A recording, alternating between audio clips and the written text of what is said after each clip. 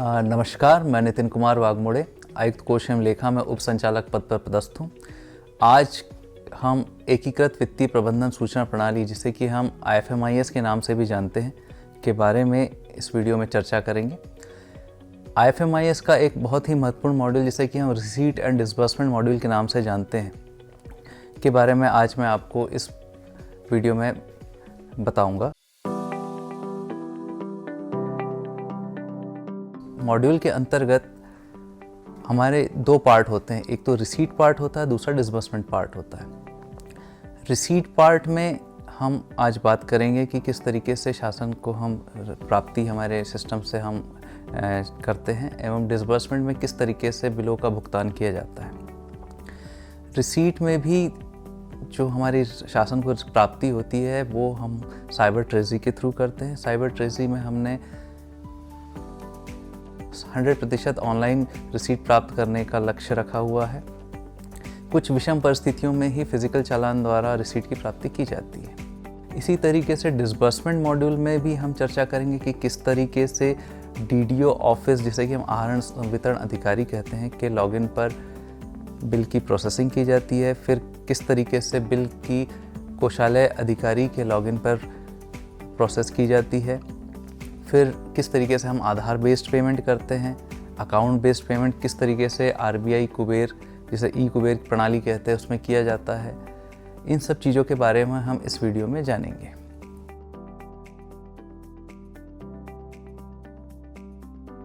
Module 1, राज्य प्राप्ति प्रणाली। इस मॉड्यूल में हम समझेंगे कि राज्य को राजस्व 3 मुख्य माध्यमों से प्राप्त होता है। मॉड्यूल 2, राज्य वितरण प्रणाली तथा IFMIS में प्रमुख कार्यालय की भूमिकाएं। इस मॉड्यूल में हम समझेंगे कि राज्य वितरण प्रणाली में भुगतान प्रक्रिया कई चरणों में होती है।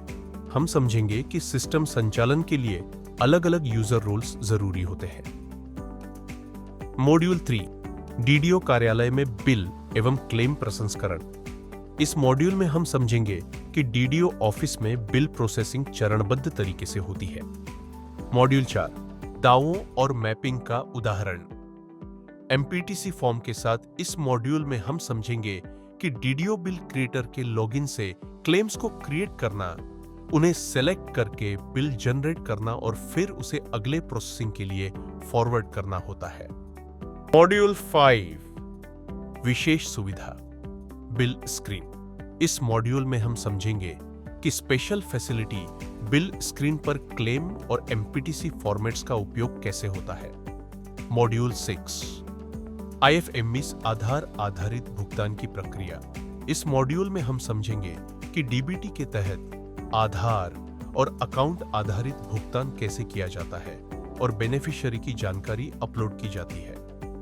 Module 7, DDO अनुमोदक। इस मॉड्यूल में हम समझेंगे कि बिल प्रोसेसिंग और भुगतान में विभिन्न चरण होते हैं, जिनमें बिल क्रिएशन से लेकर पेमेंट प्रोसेसिंग तक सभी कदम शामिल हैं। मॉड्यूल 8, ई भुगतान करने की प्रक्रिया। इस मॉड्यूल में हम समझेंगे कि भुगतान प्रक्रिया में SBI DBT और कुबेर प्रणाली के माध्यम से भुगतान किया जाता है।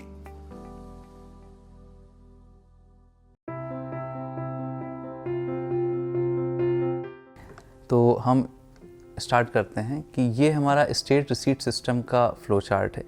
इसमें आप देख सकते हैं कि जो रिसीट है वो मुख्यतः 3 तरीके से होती है। पहला है by transfer credit. By transfer से आप ये समझ सकते हैं कि यदि किसी बेनिफिशियरी को बिल लगाया जा रहा है तो उसमें जो भी डिडक्शन रिसीट हेड में किए जाते हैं, जो प्राप्ति शीर्ष होते हैं, हमारे प्राप्ति शीर्ष जो होते हैं उसका मुख्य शीर्ष 000 से अप टू 1999 तक के होता है, उसमें अगर हमारा डिडक्शंस हो रहे हैं तो वो हमें बाय ट्रांसफ़र के थ्रू रिसीट की प्राप्ति होती है। दूसरा ऑप्शन है रिसीट बाय चालान थ्रू ट्रेजरी। यह ऑप्शन अभी यूज़ में नहीं लिया जाता है, ये केवल विषम परिस्थितियों में आयुक्त कोष एवं लेखा द्वारा अनुमति के पश्चात ही यूज़ किया जाता है। तीसरा पार्ट है साइबर ट्रेजरी पोर्टल। हमारे यहाँ 100% रिसीट अभी साइबर ट्रेजरी पोर्टल के ही द्वारा की जा रही है। इसमें हमारे 3 पेमेंट मोड रखे हैं, ऑनलाइन पेमेंट, दूसरा हमारा ओवर द काउंटर फैसिलिटी भी दी गई है और तीसरा हमारा ETF इलेक्ट्रॉनिक फंड ट्रांसफ़र भी फैसिलिटी प्रदान की जा चुकी है। इस तरीके से हमारे शासन को प्राप्ति प्राप्त होती है। प्राप्ति मिलने के बाद उसका रिकन्सलेशन भी किया जाता है। रिकन्सलेशन के लिए एजेंसी बैंक जो होते हैं हमारे, वो हमें स्क्रॉल प्रेषित करते हैं। स्क्रॉल का रिकन्साइल ट्रेजरी ऑफिसर लेवल पर किया जाता है और स्क्रॉल का करने के पश्चात रिकन्सलेशन महालेखाकार को लेखा प्रेषित किया जाता है।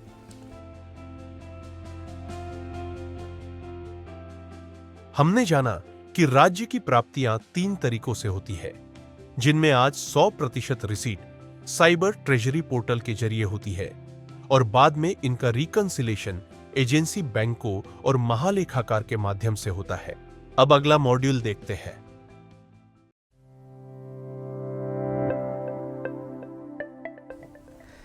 नेक्स्ट फ्लो चार्ट आप देख सकते हैं, ये हमारा स्टेट डिस्ट्रीब्यूशन सिस्टम के बारे में हम बता रहे हैं।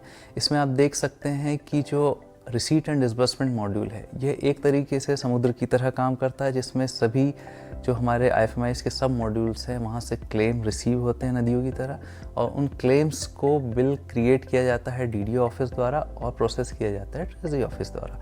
आप देख सकते हैं लेफ्ट साइड में HRMS, payroll, project management, office accounting, debt management, plan, budget, deposit, strong, इन सभी से क्लेम्स जो रहते हैं वो DDO ऑफिस के पास आते हैं। DDO ऑफिस उन क्लेम्स को प्रोसेस करके बिल क्रिएट करता है, और जैसे ही बिल क्रिएट करता है उसके नीचे हम देख सकते हैं कि डिसबर्समेंट ऑफिस मतलब कि ट्रेजरी ऑफिस पे उसकी प्रोसेसिंग की जाती है, फिर पेमेंट प्रोसेसिंग की जाती है और उस पेमेंट का रिकन्सलेशन किया जाता है। पेमेंट का रिकन्सलेशन करने के पश्चात जो अकाउंट होता है हमारा, वो अकाउंट हम AGMP को प्रेषित करते हैं। इस तरीके से हमारा डिसबर्समेंट सिस्टम कार्य करता है। अब हम इस डिसबर्समेंट सिस्टम का एक एक प्रोसेस वाइज देखेंगे, किस तरीके से प्रोसेस काम करती है, उसकी स्क्रीन्स देखेंगे। तो पहली हमारी प्रोसेस होती है क्लेम प्रोसेसिंग। जैसा कि मैंने बताया था कि क्लेम प्रोसेसिंग में डिफरेंट सब मॉड्यूल्स के थ्रू क्लेम्स रिसीव होते हैं। जैसे ही क्लेम रिसीव होते हैं, या तो उन क्लेम्स से बिल क्रिएट किया जा सकता है या उन क्लेम को रिजेक्ट किया जा सकता है। दूसरा ऑप्शन हमारे पास आता है bill processing eight DDO office. जैसे ही अप्रूव्ड क्लेम्स हमारे पास DDO ऑफिस के क्रिएटर के पास आता है, तो क्रिएटर उस अप्रूव्ड क्लेम्स को सेलेक्ट कर बिल बनाता है। उस बिल में नेसेसरी इन्फॉर्मेशन डालता है, जिसे कि हम स्क्रीन के थ्रू देखेंगे किस तरीके से स्क्रीन में नेविगेट करके बिल क्रिएटर सेलेक्ट करता है क्लेम्स, और क्लेम सेलेक्ट करने के पश्चात बिल क्रिएट करता है। फिर हमारा आता है डिसबर्समेंट ऑफिस, जिससे कि हम ट्रेजरी कहते हैं। ट्रेजरी पे जैसे ही अप्रूव्ड बिल्स प्राप्त होते हैं, वहाँ पर भी मेकर चेकर्स के कंसेप्ट के द्वारा, जिसमें कि ट्रेजरी ऑफिसर पे क्रिएटर, वेरीफायर, अप्रूवर उसे चेक करते हैं और अप्रूव करते हैं। और उसके बाद जो नेक्स्ट हमारा पॉइंट है पेमेंट प्रोसेसिंग। पेमेंट प्रोसेसिंग में जैसे ही अप्रूव करते हैं, अप्रूव करने के पश्चात उसकी पेमेंट प्रोसेसिंग के लिए ई-एडवाइस और ई-फाइल जनरेट करते हैं। एक हमारा प्रोसेस होता है चेक रिप्रोसेसिंग। चूँकि अभी सिस्टम में केवल ई-चेक हम जनरेट कर रहे हैं, फिजिकल चेक केवल और केवल विषम परिस्थितियों में स्वीकृतियाँ जारी की जाती है, जो कि आयुक्त कौशल लेखा कार्यालय द्वारा जारी की जाती है। तो जब फिजिकल चेक जो कि टाइम बार्ड हो गया है, जिसका लैप्स हो गया है टाइम, उसके लिए नॉन ड्रॉवल सर्टिफिकेट कैसे जारी किया जाएगा। नॉन ड्रॉवल सर्टिफिकेट जारी करने के बाद उसका नया चेक जारी किया जाता है। इसी तरीके से चेक को डुप्लीकेट या रीनेम करना हो तो प्रोसेस ट्रेजरी ऑफिसर लेवल पर होती है। ये हम चेक रिप्रोसेसिंग के फ्लो चार्ट में देखेंगे। उसके बाद आता है पेमेंट रिकन्सलेशन। पेमेंट रिकन्सलेशन में हमारे पास ई कुबेर से स्क्रॉल आता है, जिसमें भुगतान की सारी जानकारी होती है, जिसे कौशल अधिकारी मैच करता है और मैच करने के बाद अकाउंट को रिकन्साइल करता है। अब हम देख सकते हैं कि ये मॉड्यूल सिस्टम में रन करने के लिए आपको क्या प्रीरिक्विजिट्स होने चाहिए। इसके लिए आपको कुछ रोल्स रिक्वायर्ड होते हैं। रोल से मतलब ये है कि उस रोल पर आपको उस मॉड्यूल से संबंधित फंक्शनैलिटी दिखाई देगी। जैसे कि आपको DDO ऑफिस पर एक DDO बिल क्रिएटर की आवश्यकता होगी, एक DDO bill verifier, DDO bill approver. यहाँ आप DDO बिल वेरीफायर को ऑप्शनल भी रख सकते हैं, लेकिन क्रिएटर और अप्रूवर मैंडेटरी है। जो ये रोल्स है ये आहरण एवं संवितरण अधिकारी, जिसको कि हम डीडीओ कह रहे हैं, डीडीओ द्वारा असाइन किए जाते हैं। इसी तरीके से ट्रेजरी ऑफिस पे लेवल पर भी 3 रोल्स होते हैं, treasury bill creator, treasury bill verifier, treasury bill approver. ये तीनों रोल कोषालय अधिकारी द्वारा असाइन किए जाते हैं, जिसके पास की एडमिन पावर होती है।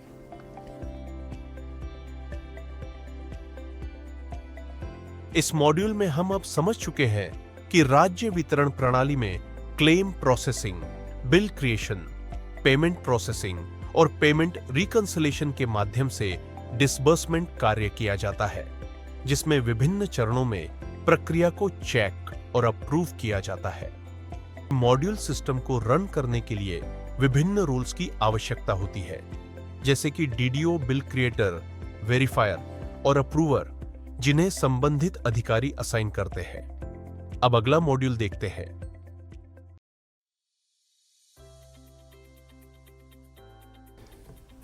अब यहाँ पर आप फ्लो चार्ट देख सकते हैं कि किस तरीके से डीडीओ ऑफिस पर बिल प्रोसेसिंग की जाती है।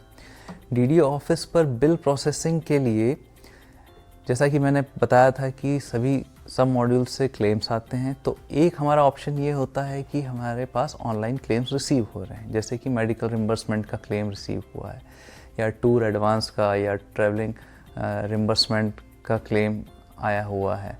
तो ये सारे क्लेम्स जो सिस्टम जनरेटेड डीडीओ क्रिएटर के लॉगिन पर आते हैं, उसको प्रोसेस करके DDO bill creator bill create कर सकता है। जैसे ही DDO bill creator bill create करता है, उसमें नेसेसरी अटैचमेंट्स, उसकी डिटेल्स, उसका हेड ऑफ अकाउंट इत्यादि उसमें डिटेल्स वो फिलअप करके डीडीओ बिल को अप्रूवर के पास प्रेषित करता है। अगर हायरार्की में आपके वेरीफायर भी मौजूद है तो वेरीफायर को वो बिल प्रेषित करता है। वेरीफायर बिल को चेक करते हैं और या तो उसको ऑब्जेक्ट कर सकते हैं या फॉरवर्ड कर सकते हैं डीडीओ अप्रूवर को। जैसे ही डीडीओ अप्रूवर पर बिल प्राप्त होता है, डीडीओ चेक करता है बिल को, और यदि उसे सारी डिटेल सही लगती है तो डिजिटल सिग्नेचर के साथ अप्रूव कर देता है। जैसे ही अप्रूव होता है बिल, उसके बाद ये बिल ट्रेजरी ऑफिसर के लॉगिन पे दिखाई देता है। एक तरीका तो ये हुआ जिसमें हमें ऑनलाइन क्लेम्स मिल रहे हैं। दूसरा तरीका ये है कि जब सिस्टम से ऑनलाइन क्लेम्स जनरेट नहीं किए गए हैं, जिसे हमें स्पेशल फैसिलिटी बिल स्क्रीन से लगाना है, तो एक ऐसी special facility bill screen DDO bill creator के लॉगिन पर प्रोवाइड की गई है, जिसके through DDO bill creator direct bill create कर सकते हैं। चूँकि इसमें डायरेक्ट बिल क्रिएशन किया जाना है, तो इसके लिए कुछ केसेस में आयुक्त कोष एवं लेखा से ही अनुमति प्राप्त करने के उपरांत ही डीडीओ बिल क्रिएटर उस स्क्रीन का उपयोग कर सकता है। जैसे कि मैंने आपको ऑनलाइन क्लेम्स का बताया था, ऑनलाइन क्लेम्स में आप यहाँ पर देख सकते हैं कि डीडीओ लॉगिन पे किस मॉड्यूल से किस तरीके से क्लेम्स प्राप्त होते हैं। जैसे कि एचआरएमआईएस मॉड्यूल में आपको जो क्लेम्स यहाँ पर दिखाई देते हैं डीडीओ क्रिएटर पर, tour advance, medical advance, medical reimbursement, travelling reimbursement, transfer travel reimbursement, grain advance, festival advance, GPF advance, GPF part final withdrawals, GPF final payment, pay bills, HRA arrears, pay arrears, leave salary bills, 13 month salary, NPA allowance, kit allowance, allowances for judicial suspension allowance, provisional pension, ex gratia grant, LTA etcetera. इसी तरीके से pension module से जो claims प्राप्त होते हैं वो है first pension, gratuity, anticipatory pension, GIS, leave encashment, FPF. Deposit सब मॉड्यूल से प्राप्त होने वाले claims, withdrawal from deposit, deposit to deposit, deposit to consolidated fund transfer. इसी तरीके से साइबर ट्रेजरी से जो रिफंड रिक्वेस्ट होती हैं वो हमें ऑनलाइन प्राप्त होती है, जिसे हम अप्रूव्ड क्लेम्स में देख सकते हैं। एनपीएस रिफंड के क्लेम्स प्राप्त होते हैं। जैसे ही ये क्लेम्स डीडीओ क्रिएटर के लॉगिन पे प्राप्त होते हैं, उसका जब बिल क्रिएट किया जाता है तो वो उस टाइप ऑफ क्लेम के अनुसार ही एमपीटीसी पर ऑटोमेटिकली सिस्टम फैच करता है। यहाँ हम लिस्ट देख सकते हैं। इस लिस्ट में हमने क्लेम्स और उसके रिस्पेक्टिव एमपीटीसी फॉर्म जो होती है वो यहाँ पर प्रदर्शित की है। जैसे कि आप पे बिल का देख सकते हैं, पे बिल में एमपीटीसी 24 हो गया। मान लीजिए एरियर का बिल लगाना है तो आप एमपीटीसी 24 पे बिल लगेगा। मेडिकल रिम्बर्समेंट का है MPTC 24A, ट्रैवलिंग अलाउंस का MPTC 21, GPF DPF का MPTC 63, GPF एडवांस का MPTC 76B, ग्रेन एडवांस या फेस्टिवल एडवांस के लिए MPTC 76B का उपयोग करते हैं। मेडिकल एडवांस के लिए MPTC 76B, GIS FBF के लिए MPTC 76।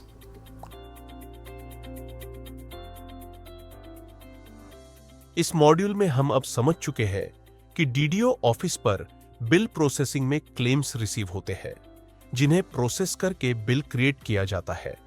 फिर उन्हें वेरीफायर और अप्रूवर से पास करवाकर डिजिटल सिग्नेचर के साथ अप्रूव किया जाता है। अब अगला मॉड्यूल देखते हैं।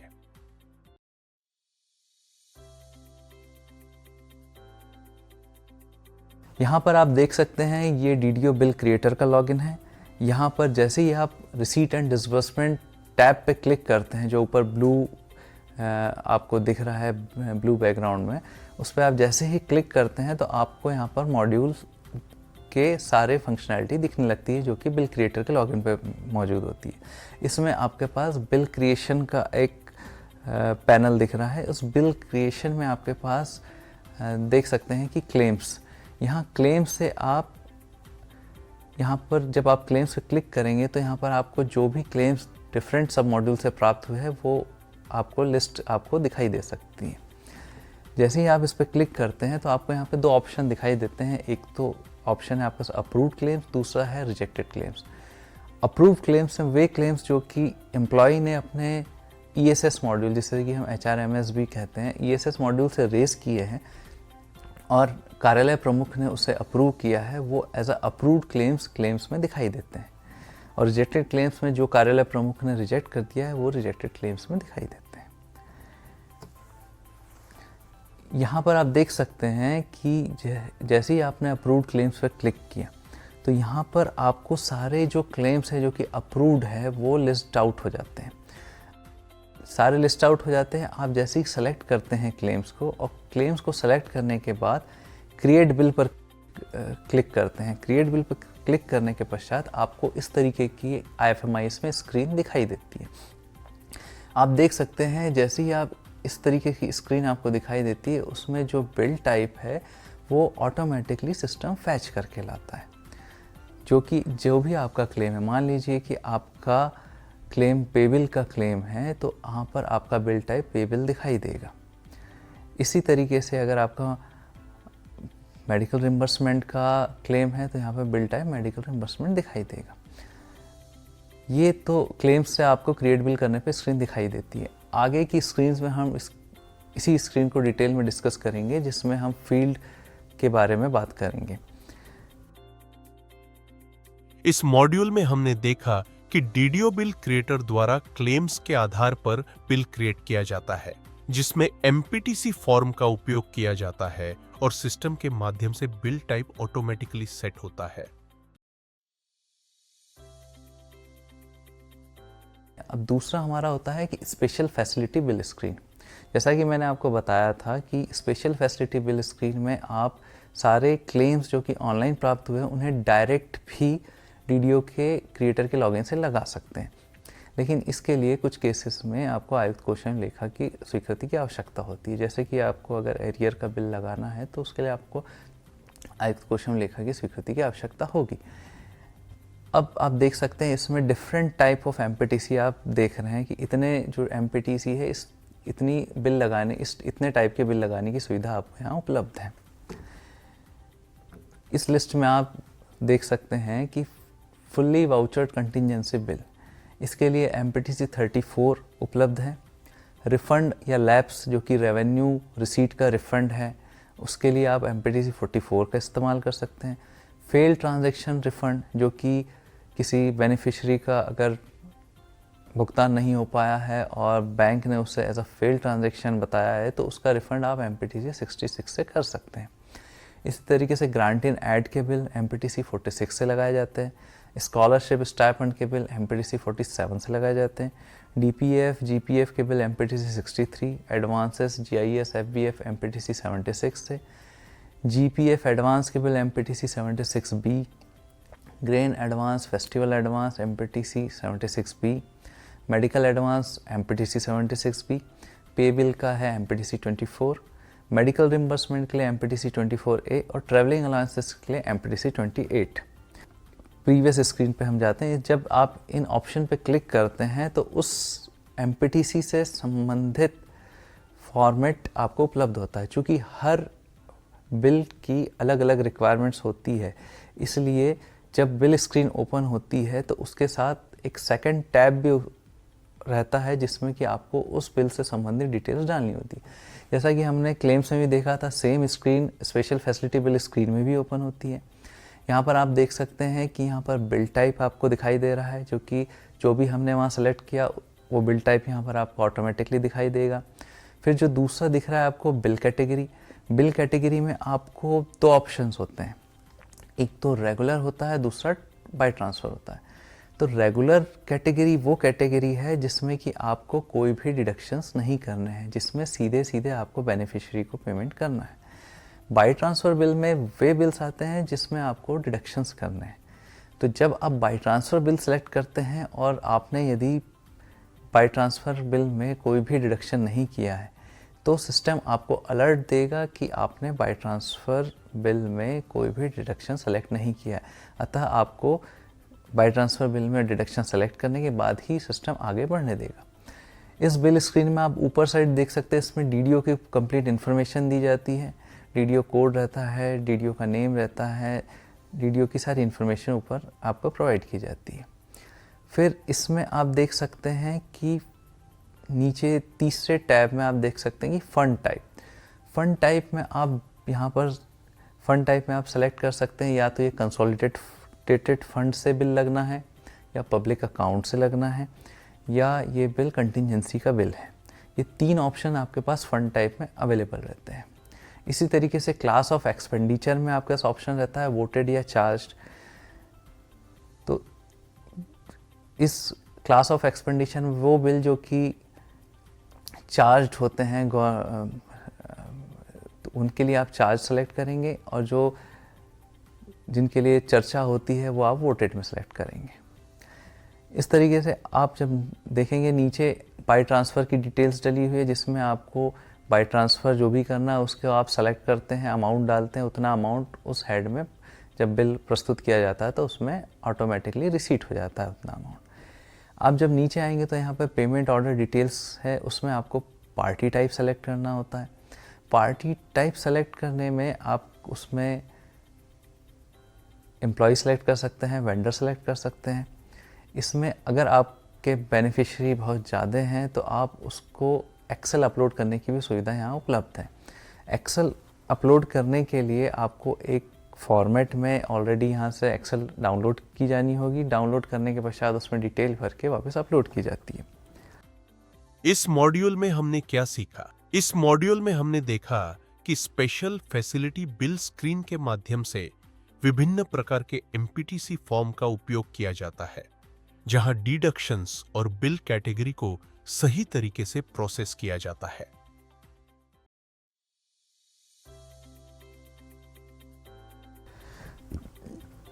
चूँकि डायरेक्ट बेनिफिट ट्रांसफ़र स्कीम्स में आधार आधारित भुगतान की प्रक्रिया अपनाई जा रही है, इसलिए जब आप बिल का पेमेंट टाइप सेलेक्ट करते हैं तो उसमें आपके पास ऑप्शन रहता है कि इसे आधार बेस्ड पेमेंट करना है या अकाउंट बेस्ड पेमेंट करना है। यदि आप आधार बेस्ड पेमेंट करना चाहते हैं तो आपको वहाँ आधार बेस्ड सेलेक्ट करना होगा। साथ ही यदि आपकी बेनिफिशरी की संख्या बहुत ज़्यादा है तो जो आप टेम्पलेट्स यहाँ पर दी गई है उसे डाउनलोड करने के पश्चात उसमें जब बेनिफिशरी की डिटेल फिल करेंगे तो उसमें आप मेंशन कर सकते हैं कि किस तरीके का पेमेंट होगा, और जैसे ही आप यहाँ पर अपलोड करते हैं तो इस तरीके से आप यहाँ सिस्टम में एक्सेल अपलोड कर सकते हैं। यहाँ पर यह ऑप्शन आप दिखाई दे रहा है, यहाँ पर अपलोड लिस्ट से आप यहाँ पर अपलोड कर सकते हैं।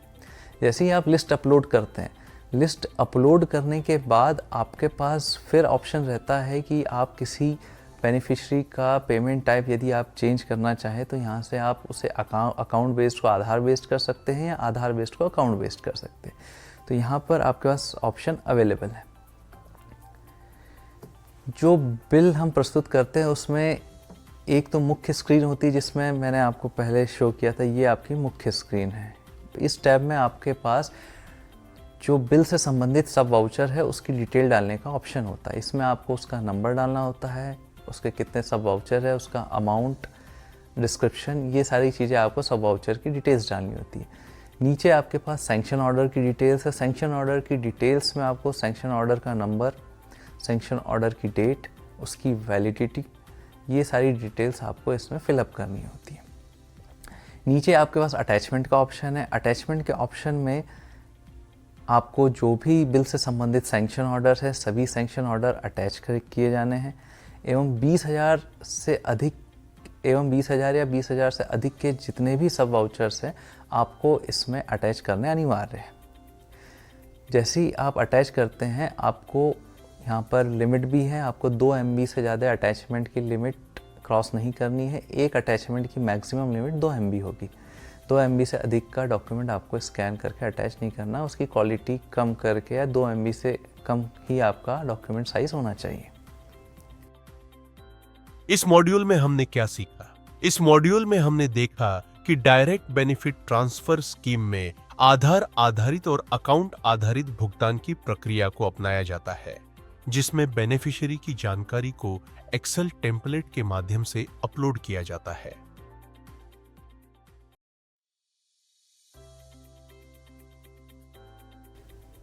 जैसे ही बिल क्रिएटर बिल सबमिट करता है, बिल क्रिएटर सबमिट करने के बाद जो बिल है वो डीडीओ अप्रूवर को उसके लॉगिन पे जैसे ही वो R&D या रिसीट एंड डिसबर्समेंट जिसे हम कहते हैं उस पर क्लिक करता है तो उसे अपने ऑप्शंस में दिखाई देता है डीडीओ अप्रूवल पेंडिंग बिल। जैसे ही वो उसे ओपन करता है तो उसे सारे बिल्स जो कि उसके लॉगिन पर पेंडिंग है वो दिखाई देने लगते हैं। बिल चेक करने के बाद डीडीओ उसे डिजिटल साइन करता है। डिजिटल साइन करने के पश्चात वो कोषालय को बिल प्रेषित किया जाता है। जैसे ही कोषालय को बिल प्रेषित किया जाता है तो उसके बाद की प्रक्रिया के लिए ये फ्लो चार्ट है।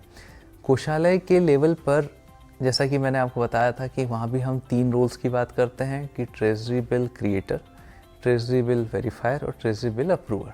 ये तीनों रोल ट्रेजरी ऑफिसर द्वारा असाइन किए जाते हैं। Treasury bill approver treasury officer ही होता है। ट्रेजरी बिल क्रिएटर के पास जैसे ही बिल प्रोसेस होके आता है तो ट्रेजरी बिल क्रिएटर की जो स्क्रीन है हम यहाँ देखते हैं, ये है हमारी ट्रेजरी बिल क्रिएटर की स्क्रीन है। यहाँ पर हमें यहाँ दिखाई दे रहा है बिल क्रिएशन पैनल के under TO creator pending bill. जैसे ही यहाँ पर टीओ क्रिएटर क्लिक करता है उसे सारे पेंडिंग बिल्स दिखाई देने लगते हैं। पेंडिंग बिल को टीओ क्रिएटर ओपन करता है। ओपन करने के बाद जो डिटेल्स ट्रेजरी डीडीओ ऑफिस द्वारा फिल की गई है उसे चेक करता है। Treasury bill creator sanction check करते हैं, अटैचमेंट चेक करते हैं। ये चेक किया जाता है कि 20,000 से अधिक के अगर सब वाउचर्स हैं तो उससे सब वाउचर अटैच किए गए हैं कि नहीं, सैंक्शन जो है उसकी वैलिडिटी है या नहीं, सैंक्शन भुगतान के लिए जो सैंक्शन जारी की गई है वो अनुरूप है या नहीं। ये सारी चीज़ें चेक करने के बाद ट्रेजरी बिल क्रिएटर बिल को ट्रेजरी वेरीफायर के पास अग्रेषित करता है। यदि ट्रेजरी बिल क्रिएटर को लगता है कि इसमें कुछ विसंगतियां हैं बिल में तो वो ऑब्जेक्शन ऐड करके ट्रेजरी बिल वेरीफायर के पास प्रेषित करता है। ट्रेजरी बिल वेरीफायर अपनी वर्क लिस्ट में बिल्स को चेक करते हैं। चेक करने के बाद अपने रोल्स पे जो उन्हें बिल दिखाई देते हैं उसे चेक करने के पश्चात उसे आगे फॉरवर्ड करते हैं ट्रेजरी बिल अप्रूवर के पास। ट्रेजरी बिल अप्रूवर के पास जैसे ही बिल पहुंचता है तो ट्रेजरी बिल अप्रूवर चेक करने के बाद उसे डिजिटल सिग्नेचर करता है। अब डिजिटल सिग्नेचर करने के बाद ट्रेजरी ऑफिसर के पास 2 विकल्प होते हैं कि उस बिल का भुगतान किस तरीके से किया जाएगा। चूँकि डीडीओ लेवल पे ही अकाउंट बेस्ड या आधार बेस्ड सेलेक्ट कर लिया जाता है तो उस आधार पर ही ट्रेजरी ऑफिसर के लॉगिन पर जब वो एडवाइस क्रिएट करने जाते हैं तो ये दिखाई देता है कि इसे एसबीआई प्लेटफॉर्म पर प्रेषित किया जाना है या आरबीआई के अंतर्गत ई कुबेर पर प्रेषित किया जाना है। ये आप देख सकते हैं ट्रेजरी ऑफिसर अप्रूवल के लॉगिन पे इस तरीके से आप नेविगेशन करके यहाँ पहुँच सकते हैं। यहाँ पर आपको पेंडिंग बिल दिखाई दे रहे हैं। जैसे ही पेंडिंग बिल पे क्लिक करते हैं इस तरीके से पेंडिंग बिल की लिस्ट दिखाई देती है ट्रेजरी ऑफिसर के लॉगिन पे। जैसे ही ट्रेजरी ऑफिसर बिल अप्रूव कर देता है, अप्रूव करने के बाद वाउचर क्रिएट होता है। वाउचर के साथ ही ई चेक भी जनरेट होता है। वाउचर और ई चेक जनरेट होने के बाद हमारा जो अगला प्रोसेस है पेमेंट प्रोसेसिंग, वो आता है। पेमेंट प्रोसेसिंग के लिए हमारे 2 स्टेप्स हैं। पहला स्टेप है एडवाइस जनरेशन और दूसरा स्टेप है ई फाइल जनरेशन। एडवाइस जनरेशन में हमारे पास जो भी बिल्स जो भी अप्रूव होकर वाउचर बन चुके हैं उनकी लिस्ट दिखाई देती है। उन लिस्ट को सेलेक्ट करके हमारा एक एडवाइस जनरेट किया जाता है। जैसे कि आप यहाँ देख सकते हैं कि यहाँ पर आपके पास सारे लिस्ट अवेलेबल हैं। अब इसमें आप जब एडवाइस क्रिएट करते हैं तो आप पेमेंट मोड में सेलेक्ट करते हैं कि आधार आधारित भुगतान है या खाता आधारित भुगतान है। जैसे ही आप आधार आधारित भुगतान सेलेक्ट करते हैं तो सारे आधार आधारित भुगतान के वाउचर आपको दिखाई देने लगते हैं।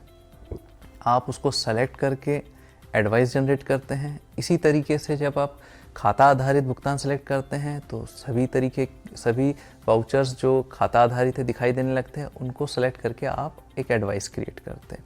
अतः एसबीआई के लिए जो कि आधार आधारित भुगतान किया जाना है उसके लिए एक अलग एडवाइस, और आरबीआई जिसके लिए खाता आधारित भुगतान किया जाना है उसकी एडवाइस अलग क्रिएट की जाती है। इस मॉड्यूल में हमने क्या सीखा? इस मॉड्यूल में हमने देखा कि बिल प्रोसेसिंग की प्रक्रिया में डीडीओ से लेकर ट्रेजरी ऑफिस तक सभी अधिकारियों की भूमिका होती है। बिल की स्वीकृति, चेकिंग और भुगतान के लिए आधार और खाता आधारित भुगतान विधियों के माध्यम से वाउचर जनरेट होते हैं, जिन्हें विभिन्न वित्तीय प्लेटफॉर्मों पर भेजा जाता है।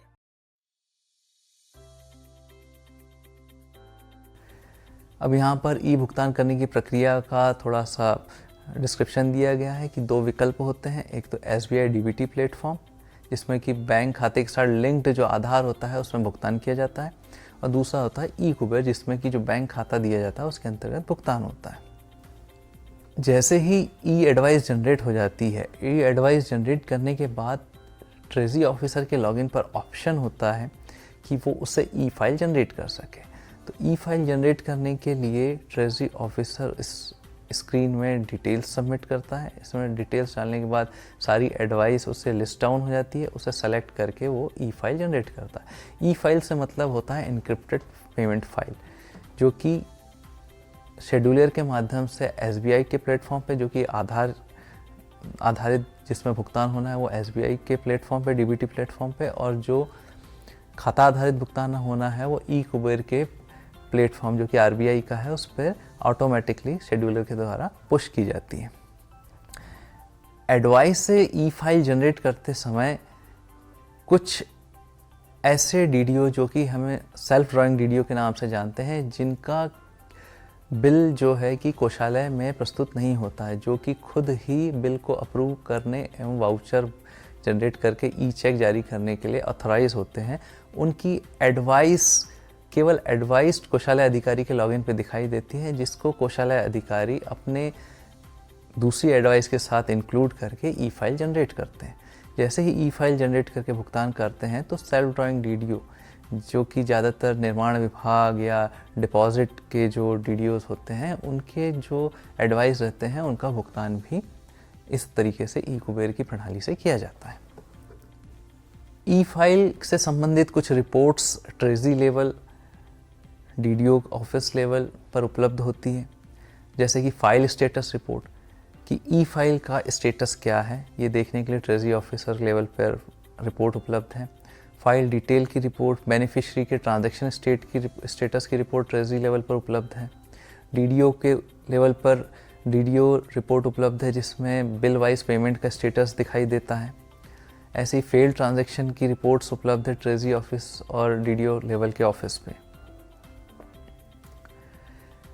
यहाँ पर एक टर्म आई है फेल चालान। फेल चालान से मतलब ऐसे ट्रांजैक्शंस जो कि बेनिफिशियरी को भुगतान होना था लेकिन कुछ तकनीकी कारणों से या IFSC कोड गलत होने से संबंधित के खाते में भुगतान नहीं हो सका, तो उन भुगतानों को ई-कुबेर प्रणाली द्वारा फेल ट्रांजैक्शन के अंतर्गत चालान क्रिएट किया जाता है और वो चालान संबंधित DDO और ट्रेजरी ऑफिसर के लॉगिन पर दिखाई देता है, जिसको कि जो संबंधित RNM संवितरण अधिकारी है उसमें उस हितग्राही की डिटेल्स चेक करके पुनः प्रस्तुत करता है। उसमें जो भी मॉडिफिकेशन है वो रिक्वायर्ड, जो भी मॉडिफिकेशन जिसकी वजह से फेल ट्रांजैक्शन हुआ था वो चेक करके ठीक करके फिर से बिल प्रस्तुत करता है, जिससे उसका पुनर्भुगतान संभव होता है। यहाँ पर आप देख सकते हैं फेल ट्रांजैक्शन के बारे में डिटेल्स दी गई है और ये जो चालान है, असफल भुगतान के जो चालान हैं, ये DDO और कोषालय अधिकारी दोनों के स्तर पर उपलब्ध होते हैं।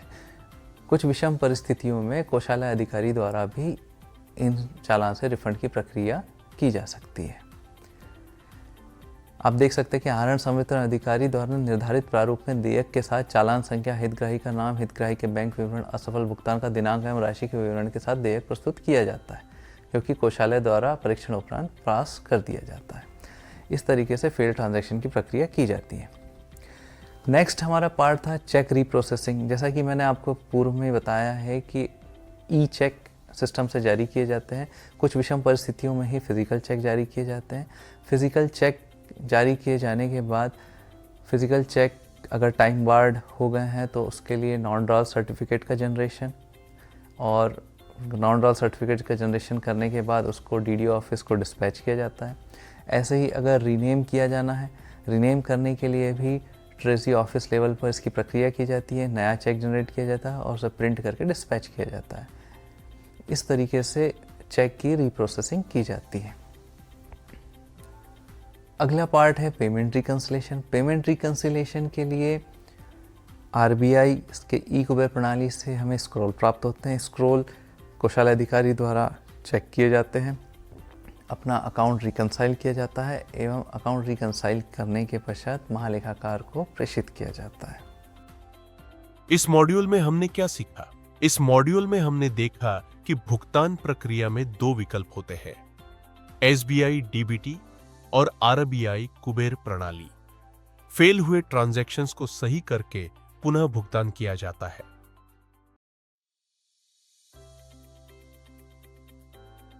तो अभी तक आपने देखा कि हमने पूरे वीडियो में कोषालय एवं RNM संवितरण अधिकारी के स्तर पर जो प्रक्रिया होती है, किस तरीके से भुगतान की प्रक्रिया की जाती है, उसके बारे में हमने चर्चा की है।